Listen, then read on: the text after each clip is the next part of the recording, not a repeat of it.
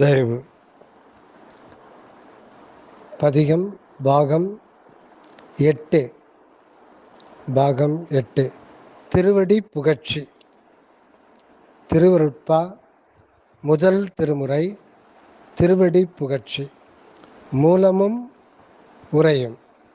உரைவிளக்கம் அருளியவர் அனகன் தயாநிதி சுவாமி சரவணானந்தா, திண்டுக்கல். திருச்சிற்றம்பலம்.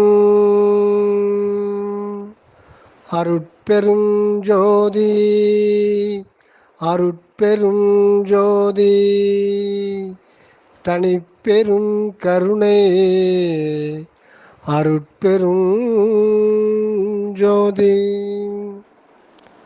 வரி எண் 19.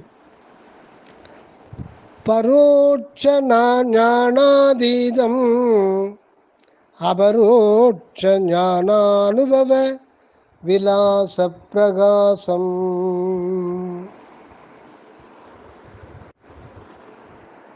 பரோட்ச ஞானாதீதம் அபரோட்ச ஞானானுபவ விலாச பிரகாசம். பரோட்ச ஞானாதீதம். மேல் குறித்த கடவுள் உண்மை பதவடிவம் இருக்கிறதே, அது கண்ணால் காணும் காட்சி பொருள் அல்ல. பொறிபுலன் அறிவுக்கு அப்பாற்பட்டது. அச்சம் என்றால் கண். பரோட்ச ஞானம் என்றால் கண்ணுக்கு புலனாவது. அச்சம் என்றால் கண். பரோட்ச ஞானம் என்றால் கண்ணுக்கு புலனாவது. கடவுள் உண்மை வடிவம் இக்கட்புலனுக்கு அப்பாற்பட்டது என்று அறிவோம். ஆதலின் அது பரோட்ச ஞானாதீதம் எனப்பட்டதாகும். அடுத்து அபரோட்ச ஞானானுபவ விலாச பிரகாசம். பரோட்சம் கண்ணால் பார்க்கப்படுவது என்றால் அபரோட்சம் கண்களுக்கு புலன் ஆகாதது ஆகும்.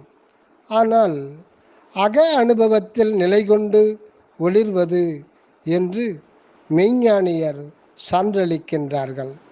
கண் பார்வைக்கு அப்பாற்பட்டது என்றும் கண்ணால் பாராத உள் மெய்யறி உணர்வுக்கு கண்ணால் பாராத உள் மெய்யறி உணர்வுக்கு தெளிவாக விளங்கி திகழ்வது என்பது குறிப்பீடே.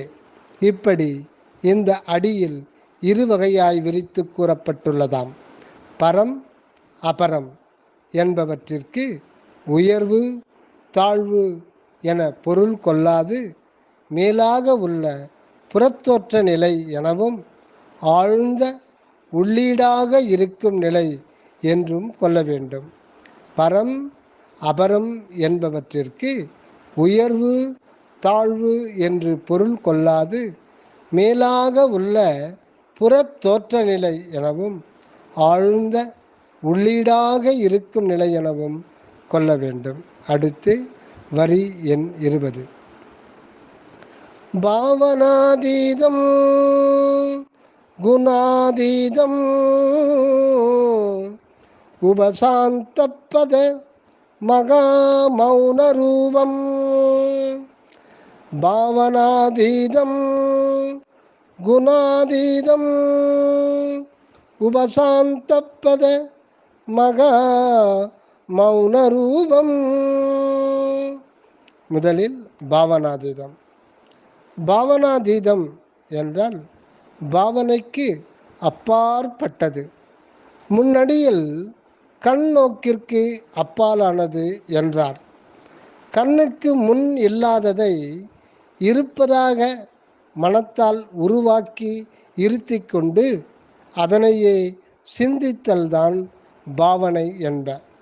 கண்ணுக்கு முன் இல்லாததை இருப்பதாக மனத்தால் உருவாக்கி இருத்தி கொண்டு அதனையே சிந்தித்தல்தான் பாவனை என்ப.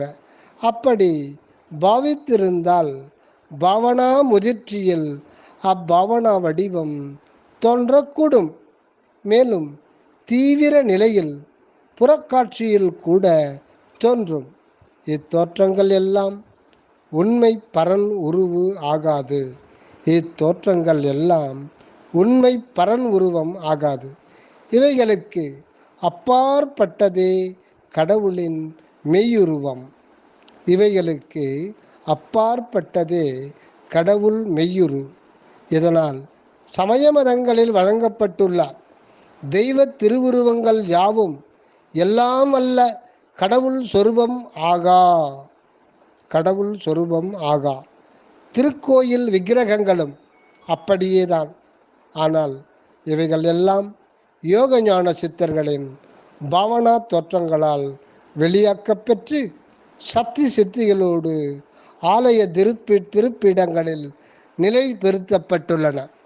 இப்படி செய்துள்ளவர்களின் நோக்கம் இந்த பாவனாமூர்த்திகளின் வழியாக மெய்ஞானமும் பக்தியும் வளர்ந்து பாவனாதீத அருட்பெரும் கடவுளை உள் ஞானானுபவத்தால் கண்டுகொள்ளுவதற்கே ஆகும். ஆனால் புலன் வாழ்விலே புக்கழிந்தியுள்ள மக்கள் புற வந்தனை வழிபாட்டோடு நின்று மெய்ப்பெயன் காணாது வீண் போகின்றது எவ்வளவு அறியாமை.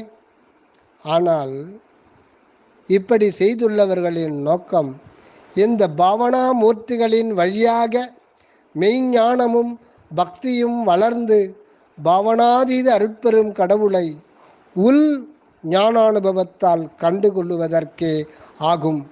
ஆனால் புலன் வாழ்விலே புக்கழிந்துள்ள மக்கள் புற வந்தனை வழிபாட்டோடு நின்று மெய்ப்பெயன் காணாது வீண் போகின்றது எவ்வளவு அறியாமை.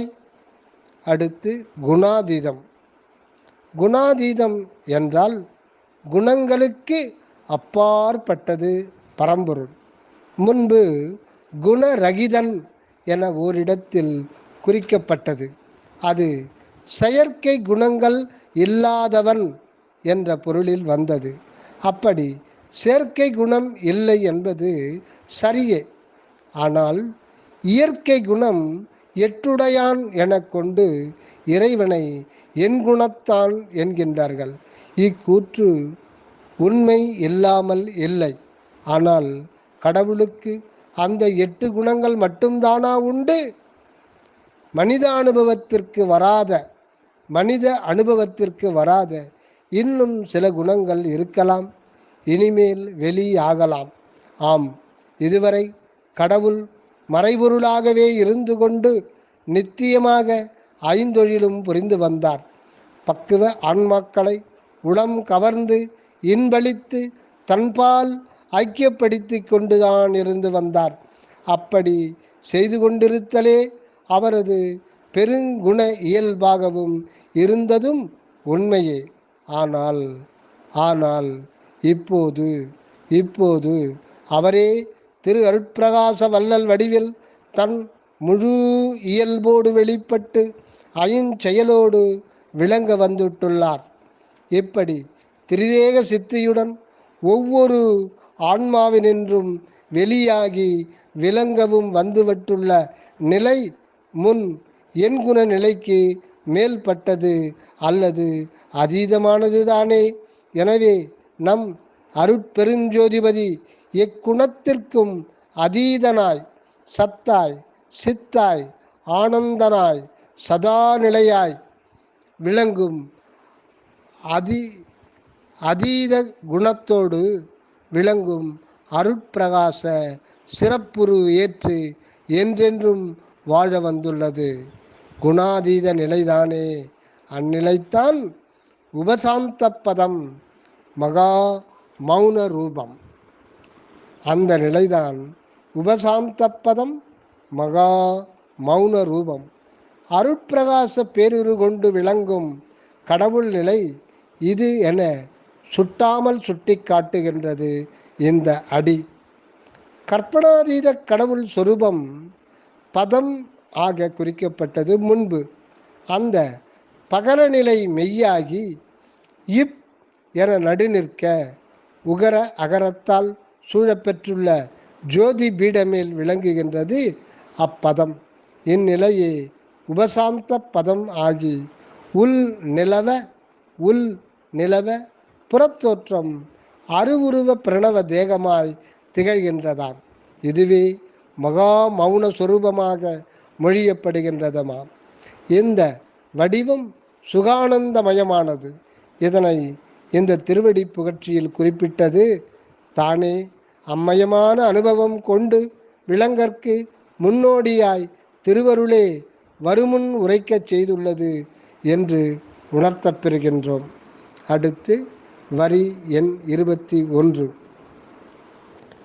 பரமபோதம் போதரகித சகிதம் சம்பவாதீதம் அப்பிரமேயம்.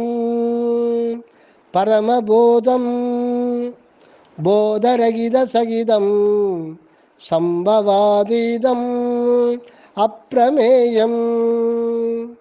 முதலில் பரமபோதம். போதம் என்றால் உண்மை விளக்கம் என்ன? போது மலர்ந்து விரிந்த பூ. போது என்றால் மலர்ந்து விரிந்த பூ. அகவுண்மை ஞானம் வெளிப்பட்ட நிலை உள்மலர்ந்த போதமாம். அகவுண்மை ஞானம் வெளிப்பட்ட நிலை உள் மலர்ந்த போதமாம். பரமபோதம் என்றதால் மிக நன்றாக விளக்கமுற்று திகழும் நிலையாம். இது அருவுருவாகிய பிரணவ வடிவ அனுபவமாய் உள்ளது ஆகும். அடுத்து போத ரகித சகிதம். போத ரகித சகிதம் என்று மேல் குறிக்கப்பெறுகின்றது. இந்த சுகவடிவில் இருப்போரை உள்ளபடி அறிய முடிகின்றது இல்லை. ஆனால் சாதாரண உருவத்தோற்றம் கொண்டோராய்த்தான் உலகிகள் அவர்களை காண முடியும். இதுவே போத சகிதம் எனப்பட்டுள்ளது. மேலும் இந்த அருள் வடிவம் அருள் ஞானமயமாயிருத்தலின் அருளே இயல்பாய் கொண்டுள்ளது. இதனால் அறியாமை என்னும் அகங்கார போதம் இல்லாமலும், அதாவது போத ரகிதமாயும் அருள் ஞான போத சகிதமாயும் உள்ளது ஆகும். இதனால் அறியாமை என்னும் அகங்கார போதம் இல்லாமலும், அதாவது போத ரகிதமாயும் அருள் ஞான போத சகிதமாயும் உள்ளது ஆகும். அதற்கு மேல் சம்பவாதீதம். சம்பவாதீதம் அதாவது முன்கூட்டி எதிர்பாராதது திடீரென நிகழ்வது வெளிப்படுவது சம்பவமாம். அதாவது முன்கூட்டி எதிர்பாராதது திடீரென நிகழ்வது வெளிப்படுவது சம்பவமாம். மறைப்பு நின்று விளங்க வருவது எனவும் கூறப்படும் இந்த சம்பவம். இம்மாதிரி நேருகின்ற ஒரு சம்பவம் அல்ல நம் கடவுள் அனுபவத் தோற்றம். புதிதாய் தோன்றிவிடாது இயல்பாய் இருந்து வருகின்ற கடவுள் அருள் ஒளி வடிவம் அறியாமை நீங்கின போது தன் இயலோடு என்றும் இருப்பது அதுவே என அறிந்து கொள்ளப்படும். இதனால் கடவுளை எதுவும் மறைத்திருந்து கொண்டிருக்கவில்லை என்பது உண்மையாகும். காணப்படுகின்ற எல்லாமும் அகத்திலே கடவுள் உண்மை கொண்ட புற வடிவங்களே ஆகும். அடுத்து அப்பிரமேயம். அப்பிரமேயம் நாம் காணுகின்ற பிரபஞ்ச தோற்றம் முழுமையானது அல்ல. நாம் காணுகின்ற பிரபஞ்ச தோற்றம் முழுமையானது அல்ல.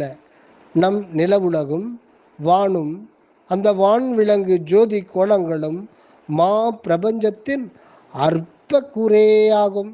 இதுபோல் அளப்பரிய அகண்ட வான்வெளியில் எண்ணடங்கா சிற்பிரபஞ்சங்கள் நிறைந்துள்ளவாம். பெரும் பிரபஞ்ச பேருரு அல்லது விசுவரூபம் அளவிட்டறிய முடியாத ஒன்று என்பது உண்மை. இதைத்தான் அப்பிரமேயம் என்கின்றார். பிரமேயம் என்றால் அளவிட்டு அறிவது. பிரமேயம் என்றால் அளவிட்டு அறிவது. அப்பிரமேயம் என்றால் அளவிட்டு அறிய ஒண்ணாதது என்பது பொருள். அடுத்து வரி எண் 22. பகர் அனந்தானந்தம் அமலம் உசிதம் சிற்பதம் சதானந்த சாரம்.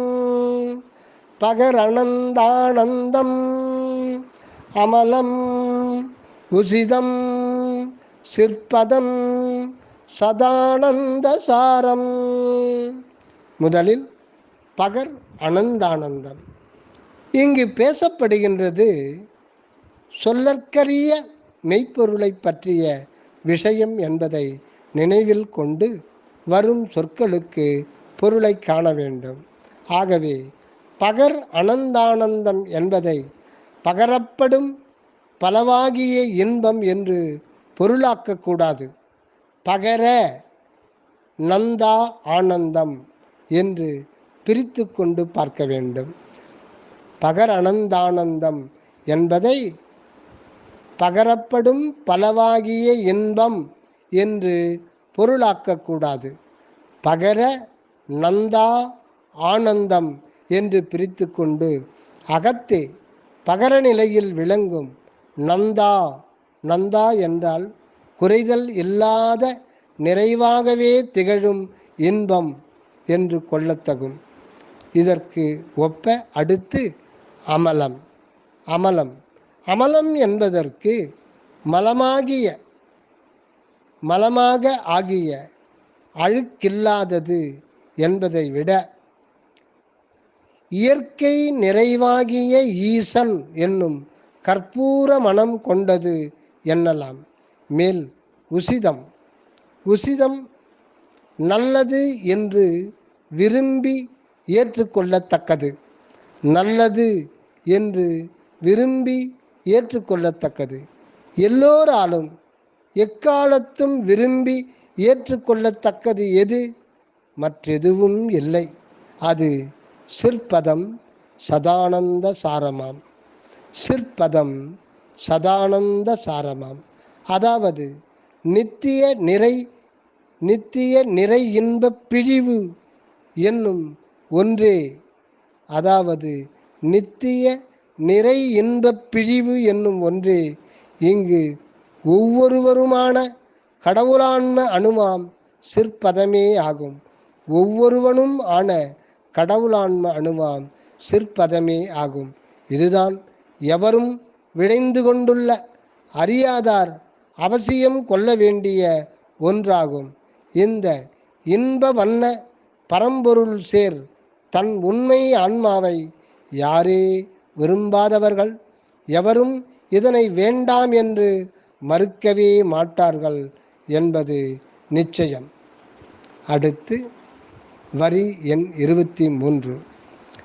பரயாதி கிரணாங்க சாங்க சௌபாங்க பிம்பாகார நிர்விகற்பம். பரயாதி கிரணாங்க சாங்க சௌபாங்க பிம்பாகார நிர்விகற்பம். முன்னடியில் குறித்த சிற்பதம்தான் இன்பானுபவத்தை வெளிப்படுத்த வேண்டி இந்த அடியில் குறிக்கப்பட்ட வண்ணம் விரிந்து பரையாதி திகழ்கின்றதாம். பறை. பறை என்றால் பரனின் சக்தியே பறை எனப்படுவது. பரனே பதஜோதி வடிவாகி நிலவுகின்றது. ஆதலின் அந்த ஜோதியின் சக்தியே பறையாம்.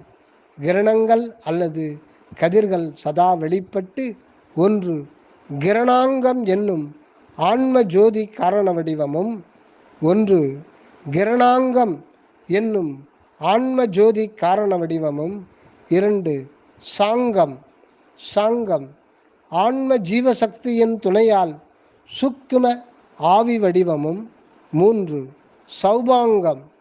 சௌபாங்கம் என்றால் ரூப சௌந்தர்ய தூல வடிவமும் வெளிப்பட்டு உட்கூறுகளை தெளிவாக தோற்றுவித்திருக்கின்றதாம். இவற்றின் தோற்றம் எப்படி உள்ளது எனின் பிம்பாகார நிர்விகற்பம். விம்பாகார நிர்விகற்பம் என்கின்றார். விம்பாகாரம் என்றால் கண்ணாடியில் பிரதிபலித்த பிரதிபிம்ப வடிவம். ஒருவன் தன்னை அலங்கரித்து கொண்டு கண்ணாடியின் முன் நின்றால் எப்படி காண்பான்? தன்னுடைய அணி அலங்காரங்களின் ஒவ்வொரு அம்சத்தையும் அப்படியே காண்பான் அல்லவா? அதுபோல் கடவுளான்ம சொருபி பிரபஞ்சமாகிய மாயக் கண்ணாடியின் முன்னால் இருந்து ஞானக்கண்ணால் பார்க்கும்போது தனது காரண சுக்கும தூல தேகங்களின் உண்மை விளக்கங்களை எல்லாம் நன்றாக காண்கின்றான். அடுத்து விகற்பம். விகற்பம் விகற்பம் என்றால் வேறுபாடு. நிர்விகற்பம் எனில் வேறுபாடு இன்மையாம். அகத்தில் உள்ளதை புறமுகத்தில் காணலாம். ஆனால் ஒன்று அகத்திற்கு புறம் வலம், அகத்திற்கு புறம் வலம் இடம் மாறி தோற்றுவதை அறிவோம். இதுபோலத்தான் அகமன்னிய தோற்றம் சுத்த ஆனந்தமயமாயிருக்க, அகமன்னிய தோற்றம் சுத்த ஆனந்தமயமாயிருக்க புறம் கண்ட மாயா தோற்றம் அசுத்த அனித்திய துக்க வடிவாய் காணப்படும். இதனை திருவருள் ஞானத்தால் சரியாக புரிந்து கொண்டு தயவோடு ஒத்து வாழ வேண்டியிருக்கின்றது. அப்படி வாழும்போது பேத விகற்ப காட்சி ஒழிந்து அபேத நிர்விகற்ப உண்மை காட்சி விளங்கும். இக்கோணம் கண்டு விருப்பு வெறுப்பு இன்றி கருணை நன்முயற்சியோடு வாழும் போது இறை இன்பானுபவம் வெளிப்பட்டு நிரதிசயானந்தம் நிலை கொள்ளும். இது முக்கியம். மீண்டும் கவனிப்போம். விகற்பம். விகற்பம் என்றால் வேறுபாடு. நிர்விகற்பம் எனில் வேறுபாடு இன்மையாம். அகத்தில் உள்ளதை புறமுகத்தில் காணலாம். ஆனால் அகத்திற்கு புறம் வலம் இடம் மாறி தோற்றுவதை அறிவோம். இதுபோலத்தான் அகமன்னிய தோற்றம் சுத்த ஆனந்தமயமாயிருக்க புறம் கண்ட மாயா தோற்றம் அசுத்த அனித்திய துக்க வடிவாய் காணப்படும். இதனை திருவருள் ஞானத்தால் சரியாக புரிந்து கொண்டு தயவோடு, அதாவது கடவுளோடு ஒத்து வாழ வேண்டியிருக்கின்றது. அப்படி வாழும்போது பேத விகற்ப காட்சி ஒழிந்து அபேத நிர்விகற்ப உண்மை காட்சி விளங்கும்.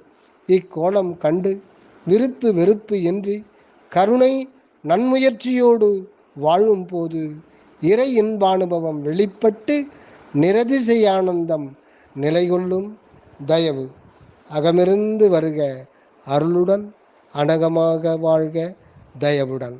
அருட்பெரும் ஜோதி அருட்பெரும் ஜோதி தனிப்பெரும் கருணை அருட்பெரும் ஜோதி. ஓம் ராமலிங்காய நம.